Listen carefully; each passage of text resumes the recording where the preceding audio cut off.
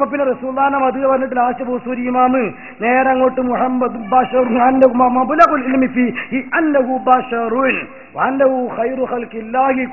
എന്ന് പറഞ്ഞതുപോലെ ഇനി അധികം പറയാതെ നിർത്തൽ എനിക്ക് മാർഗമുള്ളൂ.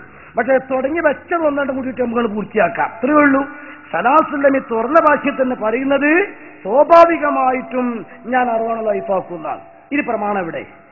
ബുഖാരിയുടെ കോട്ടെ മഹാന്മാരെ അംഗീകരിക്കാതിരുന്നാൽ സ്വാഭാവികമായിട്ടും മുസ്ലിം ആകൂലല്ലോ, ഖുർആൻ തന്നെ കിട്ടൂലല്ലോ. ആ മഹാന്മാരെ കൂട്ടത്തിൽ അടുത്ത കാലത്തുള്ളതൊക്കെ പോട്ടെ, നബിയിൽ നിന്ന് നേരെ ഇസ്ലാം പഠിക്കുകയും റസൂലിനെ ഇസ്ലാം ഏൽപ്പിക്കുകയും ചെയ്തവരല്ലേ സ്വഹാബത്ത്. ആ സ്വഹാബത്തിന്റെ കൂട്ടത്തിൽ നിന്ന് സ്വർഗത്തിന് സർട്ടിഫിക്കറ്റ് കൊടുക്കപ്പെട്ടവരല്ലേ ഉമറുൽ ഫാറൂഖ് റളിയല്ലാഹു തആല അൻഹു. ശൈത്താൻ പോലും പേടിക്കുന്ന ആളല്ലേ. 10 ചില്ലാന സ്ഥലങ്ങളിൽ ഉമറുൽ ഫാറൂഖ് റളിയല്ലാഹു തആല അൻഹുവിന്റെ ആഗ്രഹമനുസരിച്ച് അള്ളാഹ് വഹി ഇറക്കിയിട്ടില്ലേ? അള്ളാഹ് ഉമറുൽ ഫാറൂഖ് എന്ന് വെച്ച് വഹി ഇറക്കി. ബദറിൽ പിടിച്ച ആളുകളെ എന്ത് ചെയ്യണമെന്ന വിഷയത്തിൽ ഇറക്കിയിട്ടില്ലേ?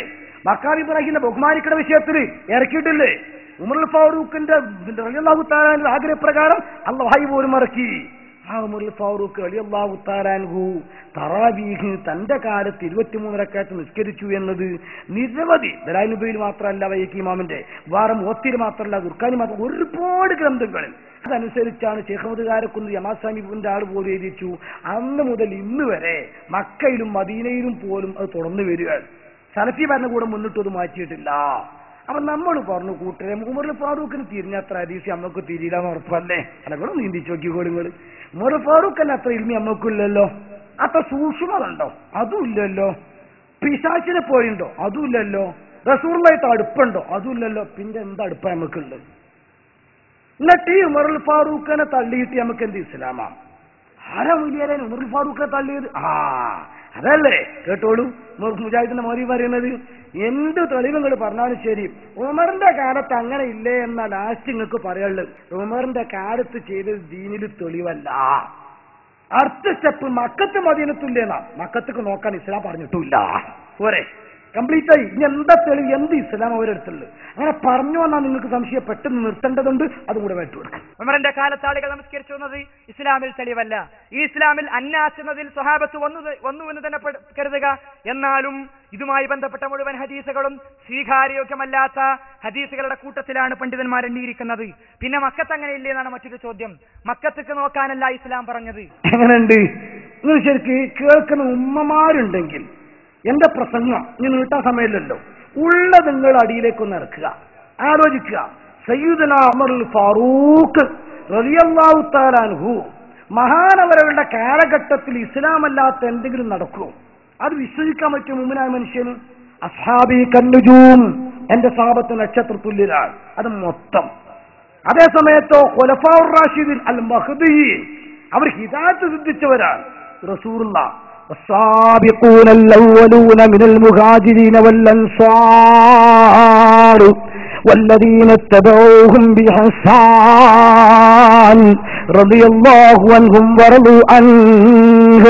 ഇസ്ലാമിലേക്ക് സർവാത്മന കടന്നു വന്ന മുഹാജിറുകൾ, ആവശ്യമായ സഹായ സഹകരണം ചെയ്തു കൊടുത്ത അൻസാറുകൾ, അവർ നല്ല ഉദ്ദേശത്തോടെ പിൻപറ്റിയ പിൻഗാമികൾ, അല്ലാഹു അവരെ പൊരുത്തപ്പെട്ടു കേട്ടോ. അല്ലാഹുവിനെ തിരിച്ചും തൃപ്തിപ്പെട്ടു കേട്ടോ. അല്ലാഹു പൊരുത്തപ്പെട്ട സ്വഹാബാക്കിറാം, അല്ലാഹുവിനെ പൊരുത്തപ്പെട്ട സ്വഹാബാക്കിറാം, അവരെ ലീഡറായ ഉമറുൽ ഫാറൂഖ് റളിയല്ലാഹു തആല അൻഹു മഹാനവർകൾ ഖലീഫയാകുന്ന കാലത്ത് മക്കയിലും മദീനയിലും പരിസരത്തുമുള്ളത് ബാക്കി മുഴുവനും സ്വഹാബത്തല്ലേ? ഇനി ഉണ്ടെങ്കിൽ ഏറി വന്ന കുട്ടികളാകുന്ന താബീങ്ങളുമല്ലേ? ഇവര് മുഴുവനും അല്ലാഹുവിന്റെ റസൂൽ പഠിപ്പിക്കാത്ത ദീനീ പ്രവർത്തനത്തിൽ അനാചാരം ചെയ്തെന്ന് വിശ്വസിക്കാൻ സ്വർഗം കൊതിക്കുന്ന മുഅ്മിനിന് സാധിക്കൂല. അത് സാധിക്കുന്നത് കഴിയുന്നത് സ്വർഗത്തിൽ വിശ്വാസമില്ലാത്ത, പരലോകമുണ്ടെന്ന ചിന്തയില്ലാത്ത മുജാഹിദിന് മാത്രമാണ്.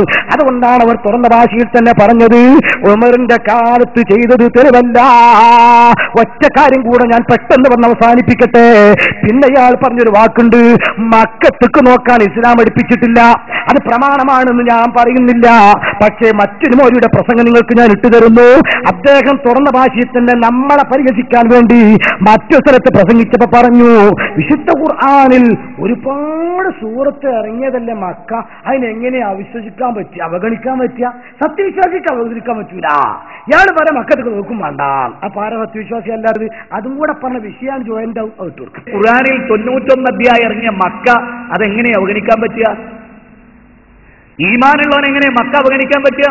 ഖുർആനിൽ 91 അധ്യായം ഇറങ്ങിയ മക്ക അതെങ്ങനെ അവഗണിക്കാൻ പറ്റുക? ഈമാനുള്ളവൻ എങ്ങനെ മക്ക അവഗണിക്കാൻ പറ്റുക? ഈ ചോദ്യം അവസാന ഭാഗത്തെങ്കിലും മുജാഹിദ് സുഹൃത്തുക്കളെ മനസ്സിലിരിക്കട്ടെ. കാരണം പെർമിറ്റിന്റെ സമയത്ത് തീർന്നു എന്ന് പറഞ്ഞിട്ട് വിളിപ്പിക്കുമ്പോൾ ഇൻഷാ നമുക്ക് നിർത്താം. നിയമം നമുക്ക് ഒരിക്കലും തന്നെ ലംഘിക്കാൻ പാടില്ല. പക്ഷെ ഈ ചോദ്യം നിങ്ങളെ മനസ്സിൽ തറച്ചുകൊണ്ടിരിക്കണം. പരിശുദ്ധ ഖുർആനിൽ 99 സൂറത്തിറങ്ങിയ മക്ക എങ്ങനെ അവഗണിക്കാൻ പറ്റിയ? സത്യവിശ്വാസിക്ക് എങ്ങനെ അവഗണിക്കാൻ പറ്റുക? മൂമിനങ്ങൾക്ക് എങ്ങനെ അവഗണിക്കാൻ പറ്റുക? ഇത് അവഗണിക്കുന്ന മുജാഹിദിനെ ഞമ്മക്ക് എങ്ങനെ പരിഗണിക്കാൻ പറ്റുക? ഇത് അവഗണിക്കുന്ന മുജാഹിദ് ഞമ്മക്ക് എങ്ങനെ പരിഗണിക്കാൻ പറ്റുക?